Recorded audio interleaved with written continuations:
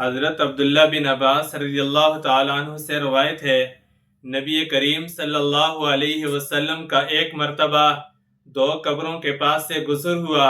فرمایا ان 2 قبر والوں کو عذاب ہو رہا ہے، اور ان کو عذاب کسی ایسے بڑے گناہ کی وجہ سے نہیں ہو رہا، یعنی جس سے بچنا ناممکن اور مشکل ہو۔ ان میں سے ایک قبر والے کو عذاب اس وجہ سے ہو رہا ہے کہ یہ پیشاب کی ناپاک چھینٹوں سے بچنے کی کوشش نہیں کرتا تھا، اور دوسرے قبر والے کو عذاب اس لیے ہو رہا ہے کہ یہ چغل خوری کیا کرتا تھا۔ یہ 2 گناہ ایسے ہیں جس کی وجہ سے قبر کا عذاب ہو رہا ہے،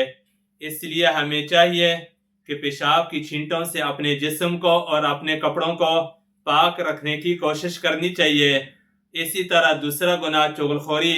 ایک کی بات دوسرے کے آگے آپس میں نفرت پھیلانا، آپس میں دشمنیاں پیدا کرنا، اس سے بھی اپنے آپ کو بچانے کی کوشش کرنی چاہیے۔ اللہ تعالی ہمیں ان گناہوں سے محفوظ فرمائے۔